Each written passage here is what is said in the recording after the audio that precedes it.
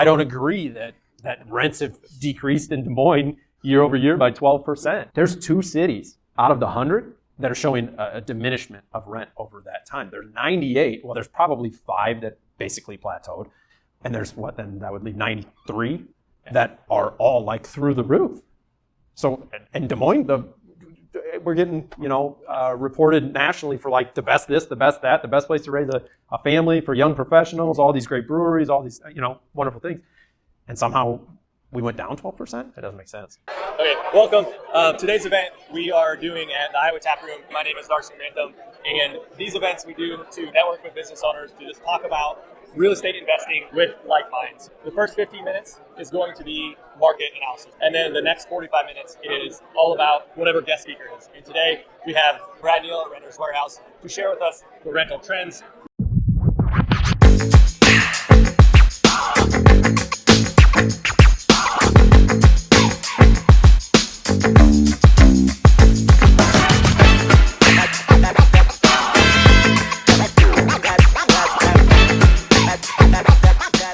Essentially, we started this group last month.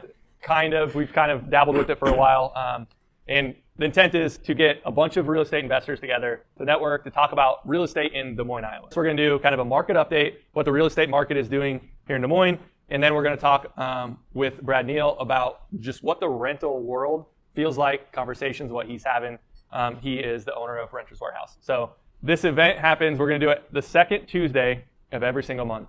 We had it at Nick's Bar last month. Obviously, those of you that were here, it was packed. It's too busy. So we brought it here.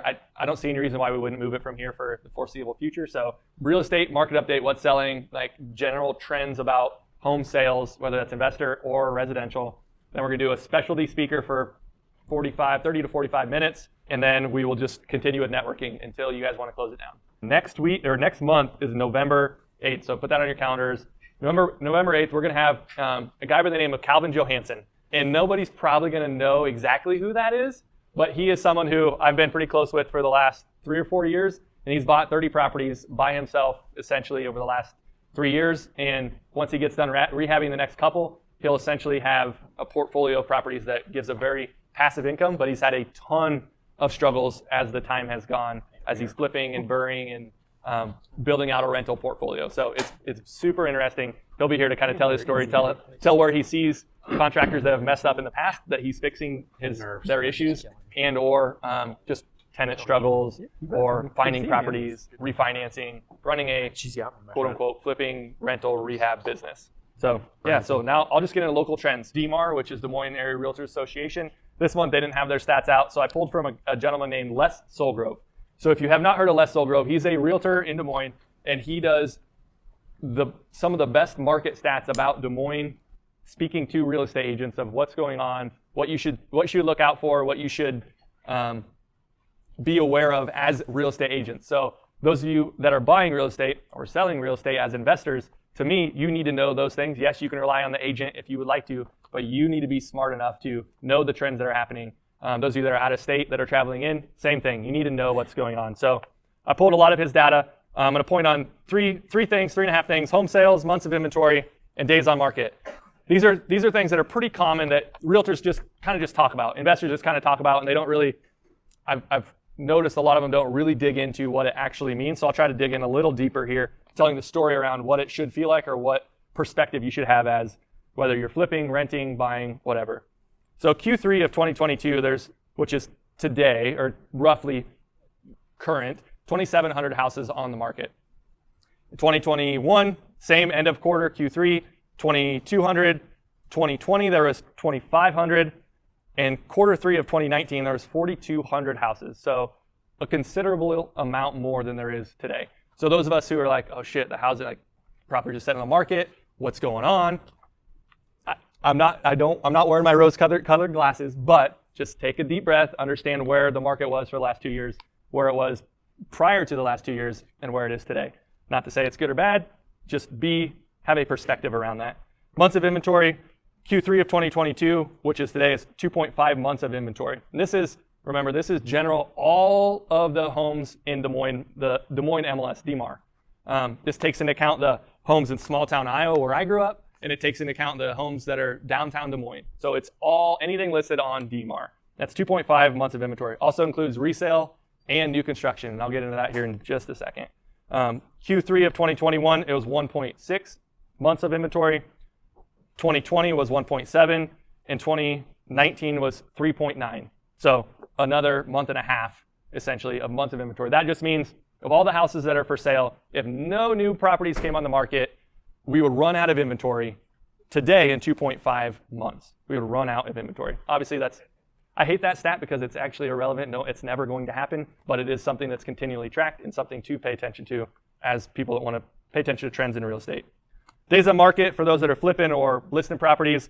Today, it's 8 days on market. Last year, it was 5 days. The year before that, 2020, it was 12 days. 2019, it was only 21 days. 2018 was 18 days. And the biggest significant jump there was I had to go clear back to 2017, which was 60 days on market. So to me, I look at that and I'm like, it's still so heavily a seller's market. We as investors are like trying to find our next deal, and we're not scared, but very hesitant to find that next deal when it really is still a heavy seller's market. So us buying, if you can find a deal that really feels good, I don't want to say go for it, but make sure you run your numbers. But it's looking at trends, it doesn't seem like a terrible idea. So homes for sale. One of the number was 2,700 today, right? New construction is something I'm going to point on and I'm going to talk about here. And new construction is kind of its whole beast inside of the Des Moines area market. Of the 2,700 homes that are for sale, 1,400 of those are new construction. So we're looking at a resale price point, or a resale number of 1,300 total resale homes. And most of us aren't probably dealing with a lot of new construction. So your resale homes at 1,300 and a price point that most of us are probably dealing with of under 300, like that's a very small number of actual houses that are available to purchase as investors to make rental numbers work. So what I've noticed, and I talked to a lot of agents, I talked to a lot of investors, obviously, houses under 300,000, if they're nice, they go really quick. So you should expect that. You should know if your house is nice or not if you're listing it. And you should expect it to go pretty quick. And if it doesn't, there's a reason for that. Someone's either not being honest with you or you're looking at it with the rose-colored glasses. And any agents in here can argue with me on that or suggest different alternatives, but I think most would probably agree. Because it's not really my opinion, it's really what the data is saying. So how that affects us as investors on the new construction, it is a very good possibility that some of that new construction becomes rental properties, whether that's short-term rentals or long-term rentals. If you are dealing with the higher class, A class, B plus class rental properties, there's a good chance that you're going to be competing with new construction properties as a rental rate. So there's going to be more rentals, and I don't have any stats on this, and Brad might be able to help me out here, but it's a good chance that you're going to compete with some new home builds because they're going to turn whatever inventory they haven't sold into rentals. It only makes sense. It's a good business pivot for new builders or builders in general. Keep that in mind. Contractors, and you could probably talk on this a little bit, you're probably going to have a better opportunity to not only get deals with contractors, but work with more contractors on your timeline instead of their timeline. So obviously do your due diligence, make sure you're working with vetted people, but they don't have lineup of new construction properties to work with. So you have a good opportunity to build a relationship with those contractors because they need your business as much as you need theirs, which is way different than it was a year ago. That's the two that I had. I don't have too much more on that. So my summary on that is continue to watch the market, look at the trends. I think that data, and we'll talk about this here on our topic of the rental rates, data can be skewed and turned in many different ways. So if you want data to say one thing, you can make it say one thing. You need to be the person that understands what the data actually means and look behind the curtain a little bit on that. So I think that's about all I have. Do you have anything to add? I talked a lot. There you go. I'll say on the construction side, forget everything going on in the world. It's just the time frame, right? Sorry. I know. We're going to dance here. It's a time frame thing right now where contractors are getting over their summer work. Like we're clearing all our summer work right now and going into the winter season. You're going to have better luck finding a contractor during the winter season just due to seasonality and you're seeing this in real estate. It's a seasonality thing. So you're going to see it. I don't have a good trend or anything like that on construction side. Prices are all coming down. I think things are evening out on the construction side for sure. Cool.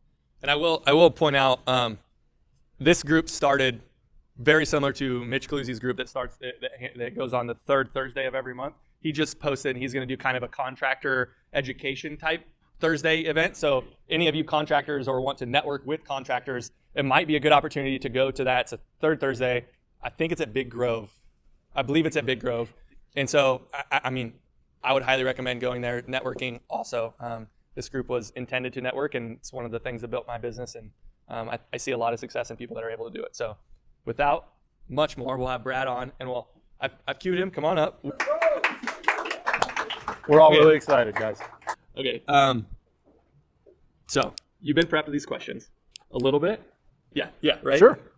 Brad's someone that I rely pretty heavily on when I have questions about a rental process, a rental, a rate, a trend that I'm seeing. Hey, Brad, what do you think about this article that we'll talk about here in just a bit? Like, he's someone that's helped me out quite a bit, and he knows the market very well. So, Brad, like, how did you get into real estate, property management? Tell us about that story. Yeah, so I kind of backed into it, to be honest.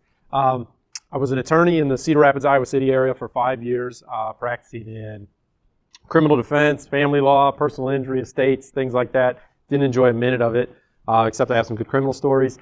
I met my then girlfriend, now wife, who lived in West Des Moines in a townhouse. And so I took a job at a small West Des Moines firm that did mostly transactional stuff, estates, probate, business planning, things of that sort. Came here for 5 years and worked for that firm. During that time, became aware of a franchise called Renters Warehouse. Was looking for something else to do. No offense to any attorneys in here. It wasn't my favorite thing in the world. So I discovered Renters Warehouse, looked for reasons not to do it, couldn't figure out any good ones. And a friend and I invested in the franchise, and then maybe 6 months after we invested, I bought him out when we probably managed 40 doors, I would say. Cool. Then we kept growing it from there. So. Sweet. Where are you at currently? Like, what's just under 1,000 doors managed, which seems to be a little bit where we've been hovering for the last 18 months, I would say.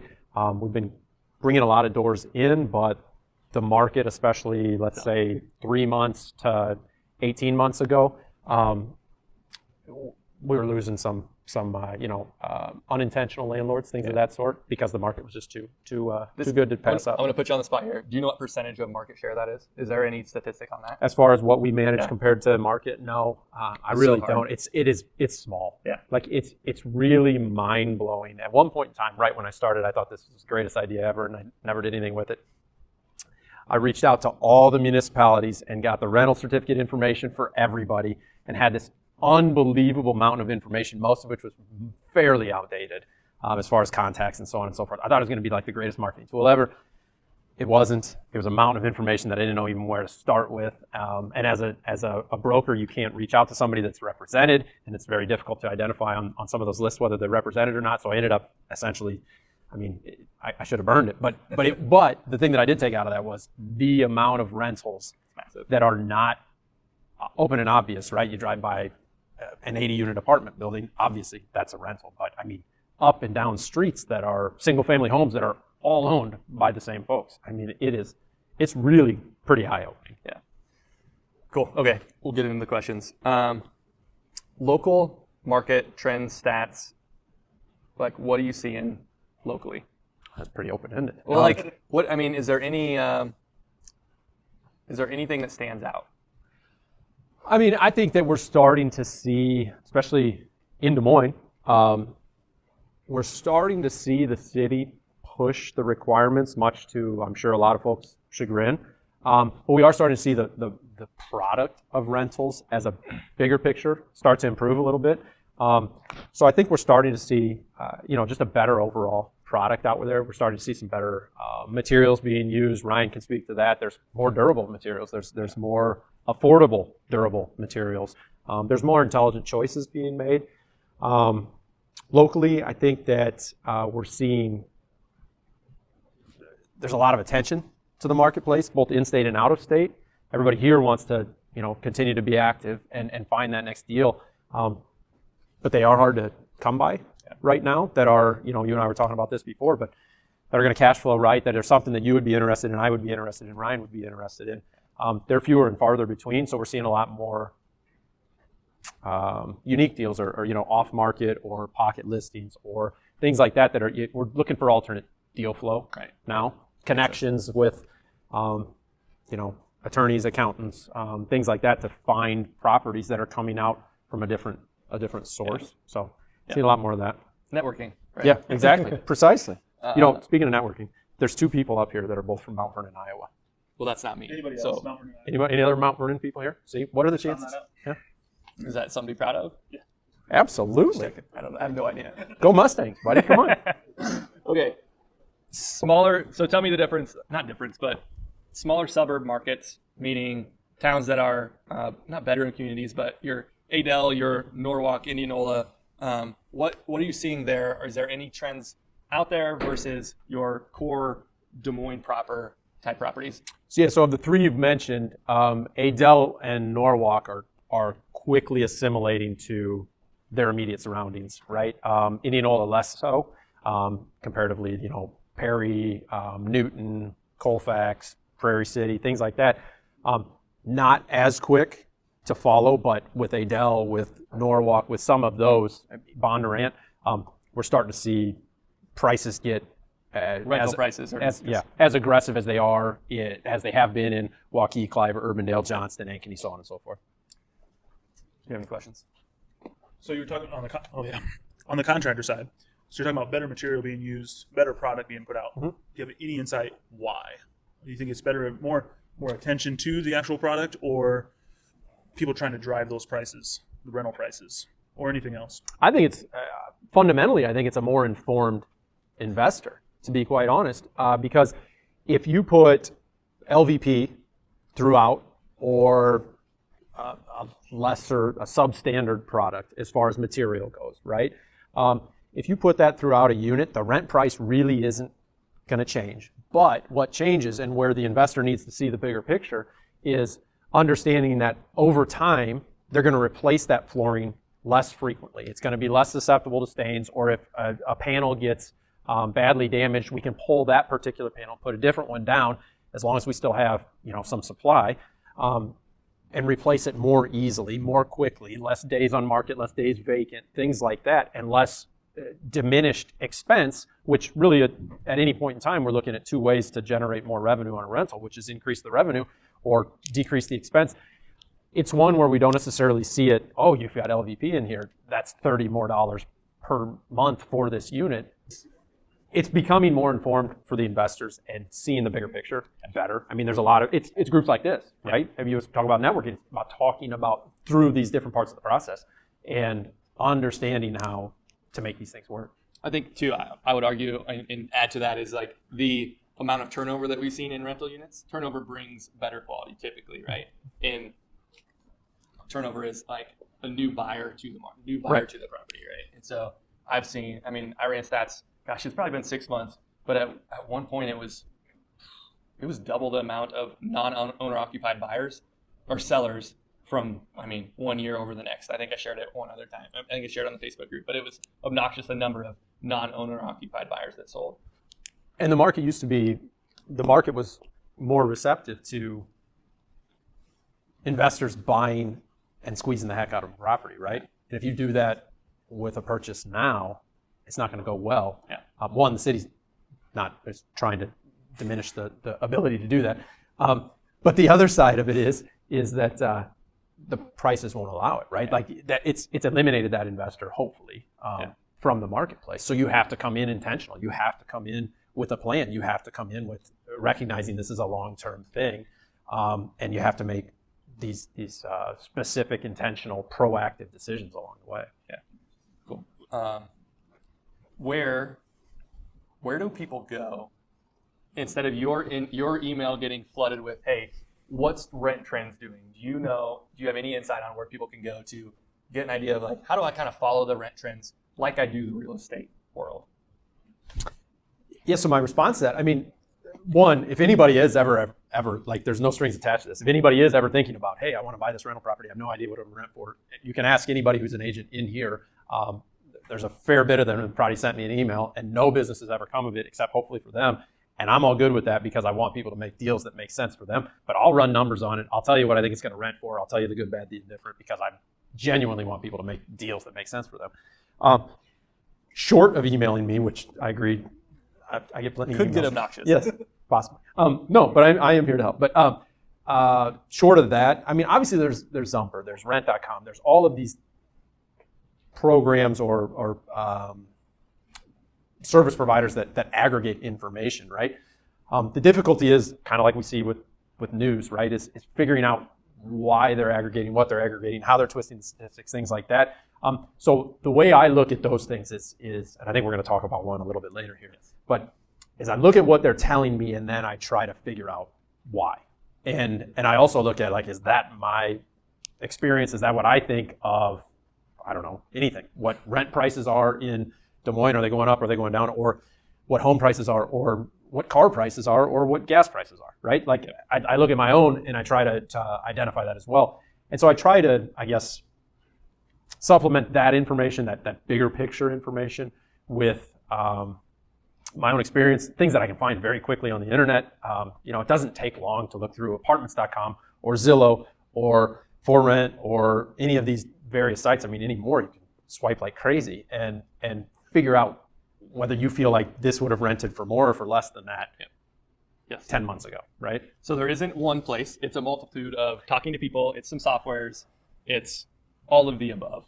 Yeah, I think it's a little bit like what you find in the room, right? It's all the resources that are available here right now. And it doesn't mean you need to call on every one of those every time that you have that question, but it's looking at that collective of information because we'll talk about it. But I mean, I don't agree that rents have decreased in Des Moines year over year by 12%. And if you look at Zumper's, if you look deeper into those stats, there's 2 cities out of the 100 that are showing a diminishment of rent over that time. There's 98. Well, there's probably 5 that basically plateaued. And there's then that would leave 93 that are all like through the roof. So in Des Moines, we're getting, reported nationally for like the best this, the best that, the best place to raise a family for young professionals, all these great breweries, all these, wonderful things.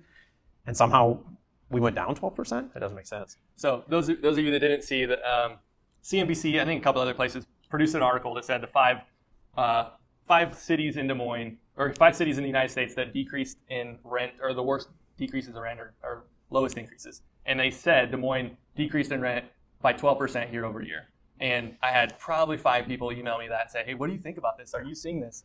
And I was like, I don't know where it came from. Let me try to figure it out. And yeah, Brad did the same thing. Probably had more clients reach out to him about what should we even think about this? And I know we have some investors not in the room that talk to a lot more national folks. And there are national folks that basically saw that article and are like, okay, we'll write off Des Moines. Right? Like, that's legitimately, I've had multiple conversations with that, which to us, we're like, yeah, right? Which I don't disagree with that. It's not real data. So whether you see that about Des Moines or see that about any other city, just like you did a good explanation of, hey, let's think through what this data says, what other sources are we looking at, and what makes actual real life sense. So as you're networking too, talk about what properties you own and what they're renting for. Yeah. Like, one of my big dreams is like a survey that goes out to all owners that says, hey, what is your property? Like, what quality is it? What 2-bed, 1-bath? Yep. What exactly is it? And what does it rent for? Yep. General location. So you can kind of roughly get an idea of that. And some folks will say, like, it's possible in the larger apartments. Like, that's much more doable when you have the apartment complexes. But the single family, the duplex, triplex, fourplex, it's really freaking hard. So it is. And I asked you this, you're like, I don't know how to answer that. Yeah. No, it's tough. And the other thing that, as I was thinking through that 12%, the one thing that was that number, it was year over year. So was it comparing 2020 and 2021? It didn't say. I couldn't find it. No, and that's the other thing is anytime you have legitimate stats and then they don't tell you where the stats come from, right? And that makes you wonder too. They're credible, but so the only other thing I can think of is when the incredibly high rates were being recorded, because they basically base it on 1-bed, 1-bath median rent, right? Yeah. Which in New York is $4,000, by the way, which is unbelievable. But so 1-bed, 1-bath median, and they were coming back that Des Moines had decreased year over year 12%. The only thing I could come up with was we were flooded as a market in 18-19 with a bunch of new supply, knock over old supply, or just brand new supply in a vacant lot or whatever else got knocked over. And as a result, we had supply a little bit leading the way, and so we had these extremely high prices, central to downtown, East Village, slightly south of downtown, a little bit bleeding into the Ingersoll area, things of that sort that would have, skyrocketed those rates, because we're talking about what was used to be, I don't know, 825 to 875, all of a sudden was double that, right? And so it only takes so much of that, because we broke records in 17 and 18 for new supply to the market. So if we're placing a lot of those 18, 19, and 20, we kept following that trend in 19 and 20. If we're placing a lot of those, that's going to push those numbers up crazy. And then and they were giving away huge concessions for that to make sure those placements were getting placed, right? So that they could get their vacancy down to a respectable number and offload it, refinance, whatever the case may be, right? Pull their cash out or just sell. And so they're doing all of that. And I'm thinking, okay, so those concessions are coming off the books at that same time too. So they're renewing at a lower rate too. So not only were at the outset, let's say one bed, one bath, $1,350, something like that. And then it comes time a year later to renew that same person, and we're going to actually bring them down to earth because we didn't offer two months free rent, right? Okay. And so now we're going to say $1,195 or something like that and get back to a more reasonable rate. Both of those are going to contribute to that number formerly being extremely high and now looking low. This is why we brought you. Hypothesis. Two more beers, I'll have two more hypotheses. We can't wait. We got 4 more questions. Property management, this off topic of the trends, property management, lease language. Are you seeing any big changes, any things that investors that maybe don't use your firm that should pay attention to? Hey, these are additions that either landlords are asking about or you're just seeing in the legal world. Yeah, so nothing I'm going to say here is legal advice. Yeah. But I think there's some things, a couple things we're seeing. A little bit of a trend is some resident benefits. We offer what's called a resident benefits package, which is, hey, resident, we give you all of these 20-some things that we think are very helpful to make your life as a tenant in a renter's warehouse property an easier, more convenient existence, right? But I'm seeing that independently as well. Furnace filters delivered to your door, or we'll give you one free late fee per year, so long as it's applied equally across the board. Don't want to get fair housing involved. Things like that. Nothing real technical. Nothing. No, and the other thing I think I would encourage anybody here to do is figure out all the things that, if you own properties and you're self-managing them, things like that, figure out all the things that drive you nuts about tenants. And if you guys want to go for a couple hours, I can stay on that for a while. But figure out all those things that drive you a little bit nuts, and then figure out how to monetize them. Like put in a fee for having to send them a 7-day notice. Put in a fee for having to remind them to put the utilities into their name. Put in a fee for having to remind them to go ahead and pay their utilities. Things like that. Like, we get so many calls from Mid-American saying, like, this guy, I kid you not, there's a property that's had the same tenants in it for all 7 years that I've owned Renter's Warehouse. 7 years would be 84 months. Does that sound good? Anyone out there? Good. Okay, Junior? Carry the one. Okay, carry the one. 84. I'm not kidding you when I say I bet these tenants have gotten a notice of disconnect from Mid-American for 70 of those 84 months. You say my name because that's one of my properties. No, you're the tenant. So the point is, like, figure out these things that they're doing wrong. I see so many leases that are rent is this much that don't even charge the full lawful late fee, or they charge a daily late fee, which is a nightmare from an accounting perspective. And that's it. Like that's it. Like, put some teeth in it. Figure out the behavior that you want to correct, and put some teeth into it. Put it in the legal agreement. And yeah. So those are, I guess, that makes it. No, that's good. Okay. This will be a hot topic, and we'll probably dig in a little bit deeper in a future meeting. But city rental inspections. What are you seeing that we don't already know, or what trends are you seeing that inspectors are now cracking down on, or have in the hopper that it's going to happen soon? Yeah, you're aware of some of the big ones, right? As far as COVID brought about single source air, not shared air, things like that. So you're seeing a lot of the conversions and things like that, or even some multifamilies that have shared air as far as HVAC and things like that. They use that, I feel, try not to be political here, as a scapegoat for, hey, this is an opportunity for us to make these properties more compliant with current building standards. no longer grandfather in these old HVAC units and things like that, and that hurts. And as a result, you've seen an influx of those properties hitting the marketplace because those owners are, I don't want to deal with that when I have to switch from one furnace for 5 units to 5 mini splits or 5 electric baseboard units or whatever the solution that they identify to be the correct one. So seen that, a lot of that, a lot of concern with that, and opportunity for agents is a lot of misinformation in that respect, and the ability to educate your prospective buyer and gain some favor with them. I know you know that. You and I have talked about that many times. I've seen a lot of, well, I bet I'll have a hard time getting an owner out there to agree with this, a lot of nitpicky city inspectors. Did you invite any city inspectors here? No, I've not yet. I would like to. We're going to get to, I've got a list at for some you. point. I've got the list. No, I've got a list of who you want to invite. Went to high school with one of them. Really? Actually, I just don't know if they'll talk to a group of people. the right ones would. But, Right. but anyway, We'll get there. they Not are tonight. a little bit. So we've seen recently with the city inspectors in the city of Des Moines specifically. City of Des Moines tends to get the most heat for this. They've had the program in place the longest. They've got a whole bunch of inspectors, all assigned to a specific territory. They do, by and large, a really, truly fantastic job. They really do. The trouble is they're on the front lines, and they're getting directives from above them.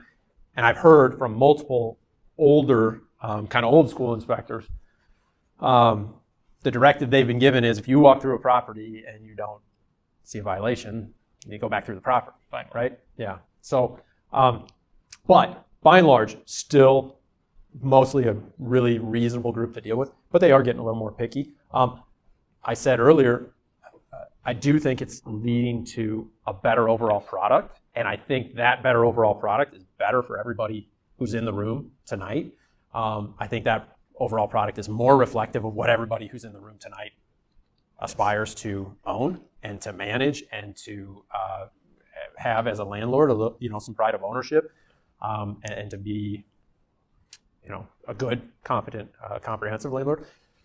So, but it is definitely, they've got a lot of competing interests. They're getting a lot of competing directives, and COVID did present some opportunities to get a little more difficult. Do you know when that's with rolling things. out? Have you heard a date? They've never said, here's when. Yeah. But- The knockout doors have. Yes, Right. absolutely. Yes. And that's But they just always tell you when they see a susceptible property, they're essentially telling you that, and that's a massive expense. I mean, it really can be, and the opportunity to go and let's say put electric baseboard heat in 5 units as opposed to single source air for 5 units with a massive old furnace. That's a big project, and you're probably talking about lathe and plaster, and you're probably talking about old wiring, and you're probably talking about all these things like in these subject properties. Every step of that project is substantially more expensive. So, yeah. What about, and this is not on our list, but I have a lot of investors come to me and say, hey, I want to buy this single family house that does not have a rental certificate. And I have to give them general guidelines of, hey, you have to think about this, even though that home looks safe and it looks great and all, to turn that into a rental, you have to follow this 2-page report by the city that says these are the things. But what advice do you usually give investors when they're trying to decide if they're going to purchase a property that does not have a rental cert and they're going to get one? They're going to make it a rental. So the first advice I always give is to try and get them to get the seller to go get the certificate. Most sellers don't want to get messed up in that. That's the opportunity in another inspection that could essentially spoil the deal, Yep. right? So I might say that to if you were selling the property, and you would say, no, that's not happening. Yep. But that would be the first thing. After that, the primary objective is to make sure that it's a safe, habitable property to be held out to third parties, right? And so if you're having a good home inspector, especially one who's familiar with rental standards, has gone through the process with rental properties, having a guy like Ryan get involved who knows what is needed in a property when they go to, fix the punch list that the rental inspector gave. Doing your due diligence on that, right? It might be a little more money up front, but it's going to save you a lot of money in keeping you out of a deal that you shouldn't got into or into a deal that you should get into for a better price, right? And that'd be the first line of defense, I think. But what I tell, very infrequently has it happened, but what I tell folks who come to us and basically their rent versus sell decision is what I consider it in my head, or their accidental landlords, either one. So what I always tell them is, obviously if I'm looking at a 1900 house, it's a little bit different than a 2010 house. But I always tell them, like if you've got a nice house, if it's safe, you know what all the problems are right now, right? And so they're going to require this many smokes, one per bedroom, one outside in the hallway outside the bedroom, one on each Which level. is on that sheet. That's an easy one. Exactly. And handrails that return to the wall, things like that. Yeah, windows have to have screens if they open. It's amazing. But so it's a checklist. If you feel like you're getting through that checklist pretty quickly and you know that there's no glaring issues, you're probably going to be okay. And it's a very low threshold. Like one way to find out real quickly if you have a house that can be used as a rental, have that city inspector out, and even if it's pre-purchase, figure out a way to get them out and beg a favor. We know the inspectors. We'll figure out a way to see if that can be a viable rental. The general housing inspection will also point out 98% of anything that a city inspector that would be worrisome. That would be cost prohibitive to having that as a rental. Federal Pacific panels, things like that. Yep. So cool. Anything to add? Anything? Sorry, you chirping here. No, you're good. He already said it, but if you're getting a rental certificate, number one, whoever's out there with them, know your stuff. They're going to nitpick specific items that maybe are not part of the actual rental code. Yep. And they're going to tell you have to fix them. If you don't know, you're going to end up fixing something you don't have to do.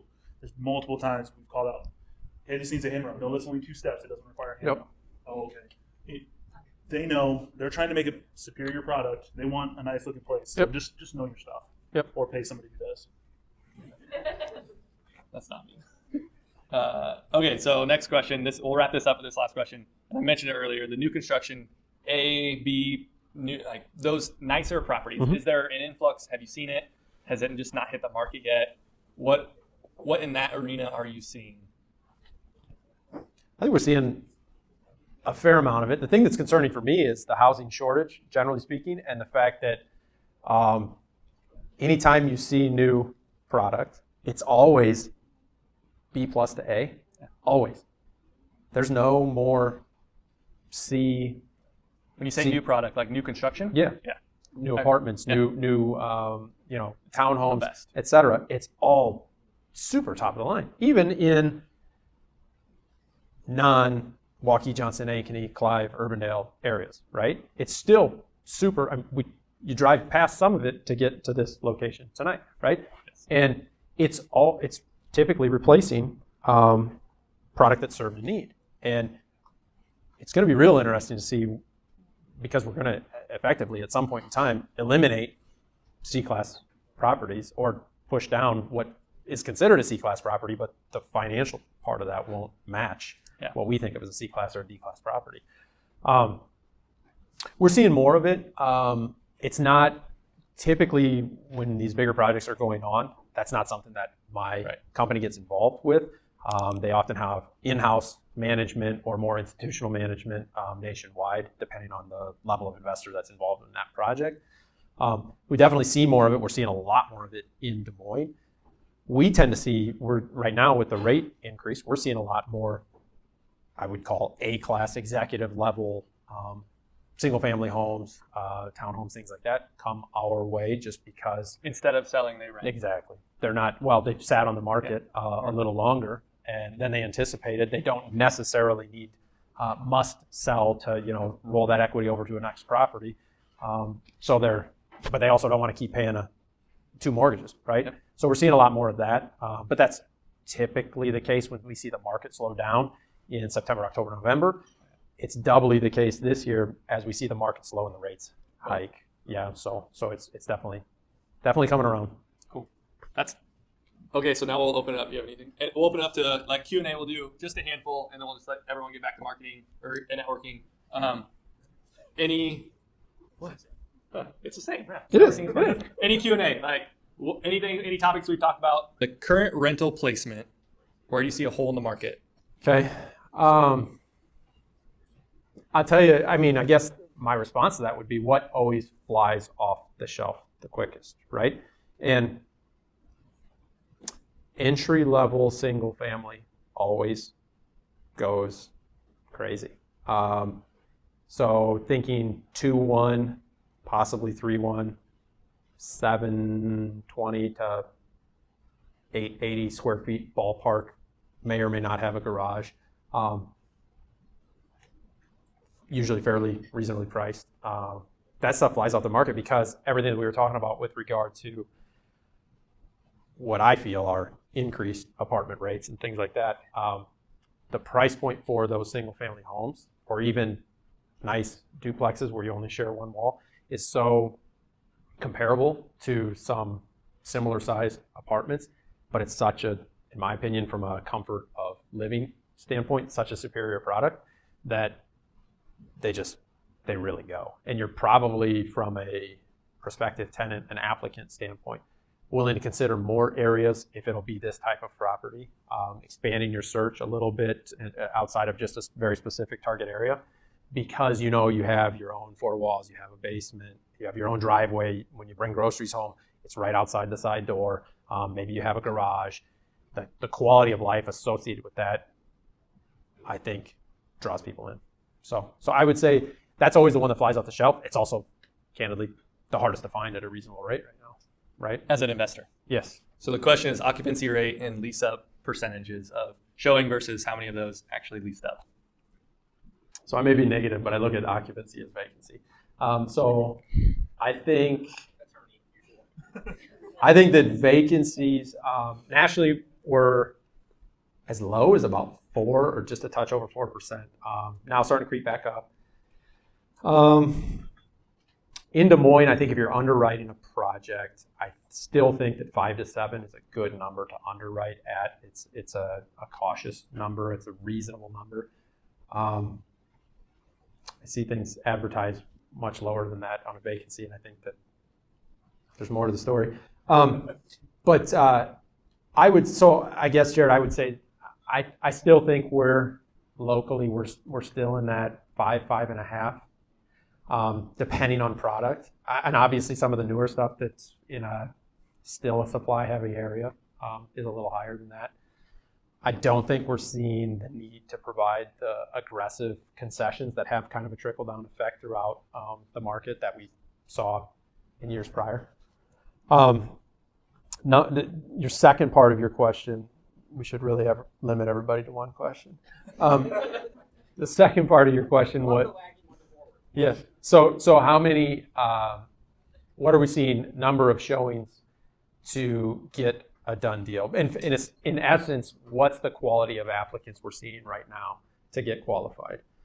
That always lags a little bit when we get to this time of the year. People don't like to move this time of year. People generally plan their moves with or without kids, more so around the school year, we tend to see. And or the time of year that you actually want to move. Nobody wants to haul a couch and potentially slip and fall and freeze and do all of that. I say this having moved into our current house on February 6th when it was, I think, roughly 20 below. But anyway, so people tend to move when they can control it. As a result, we tend to see a few more applicants before acceptance when we come to fall and especially winter, because we tend to be just slightly dealing with more people that are being pushed to move, that have less control and less planning and less, maybe as a result, maybe less slightly desirable on the whole.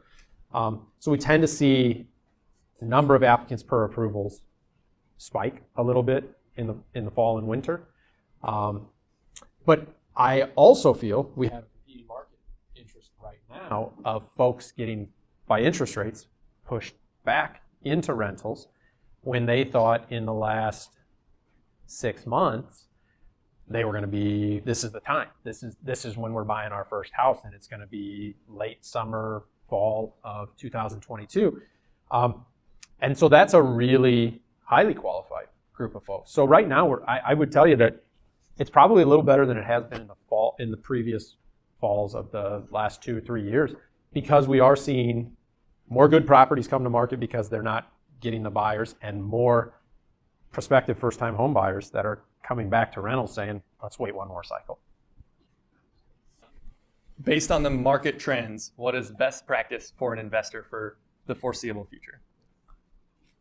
Yeah, it's a tricky question, because I think we're all a little bit spoiled. I know I do this, and you guys can share whether you do or not, but I think we're all a little bit spoiled by the best deal we ever had, right? And so we all sit back and we all compare everything we did with the best deal we ever had. And I bought that for that, and it rents for this, and all I've ever had to do was replace a toilet, and it's the most fantastic thing ever, and it's unbelievable, right? And so we're all a little bit haunted by the ghosts of Christmas past. And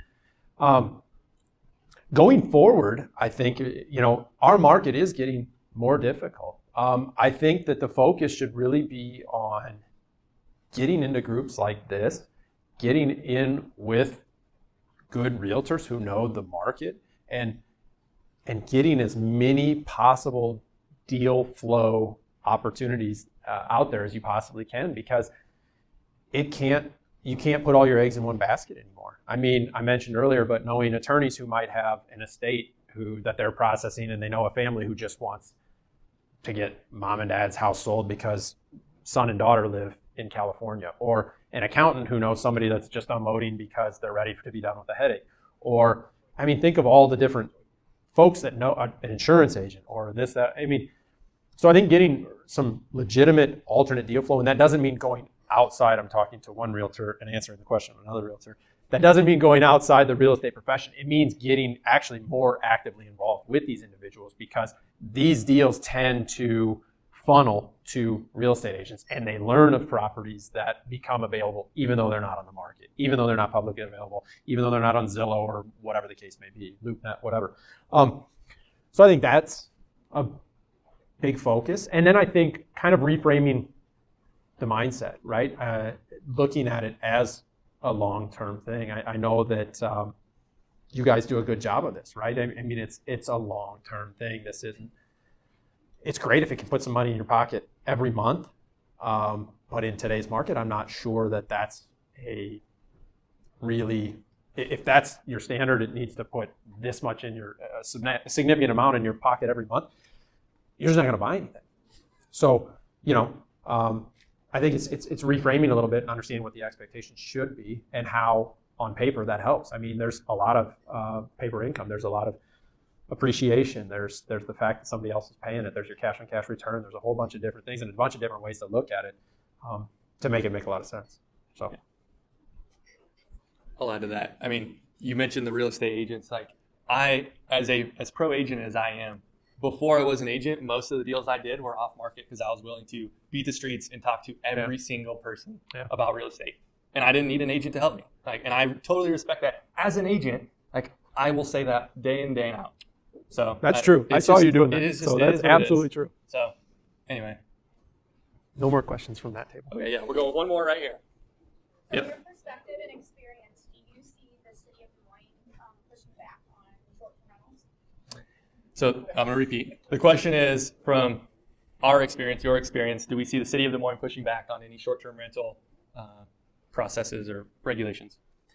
That's a very good question and mildly loaded. But the question, we will do another event on short-term rentals in general, but yes. So it's a really good question. It's one of the aspects of short-term rentals that I caution folks about frequently. And the reason I say that, people come to me and they oftentimes rent versus sell decision. What will my house rent for? Or also have it for sale? Which one makes more sense for us financially, right? They also come to us and say, okay, what about short-term, long-term, so on and so forth. We don't manage short-term rentals. And that's because I think others services can do it better. But one of the things that I tell them is the same thing that I tell folks who are investing in properties that are controlled by an HOA that are subject to an HOA's vote as to the way that the property can be used going forward, is it's possible, this is such a new idea in the grand scheme of things, it's possible that your intended use, your primary principal preferred use for that property could go away, right? I can't read the tea leaves to say whether they will or they won't. I think that short-term rentals are a very strong way to diversify within a portfolio, especially if you also feel like that short-term might be slightly less financially efficient, but still good as a longer-term rental. I would be, personally, I like short-term rentals, but I would be super scared if my entire portfolio was short-term, just because it's out of my control the way that it could go. But I don't know. I haven't read the tea leaves to identify what I think the city will do with them. I know that the city gets a lot of pushback, and I know that the city also has a lot of motivation to allow this to occur, because that means people are buying properties and taking good care of them and improving city blocks, right? So it's tricky. It's a terrible answer. You're welcome. Cool. Okay, we'll wrap this up. Just a reminder, next month, second Tuesday of the month, we'll do another event, and we'll have a guest speaker up here very similar. So thank you, Brad. Appreciate it.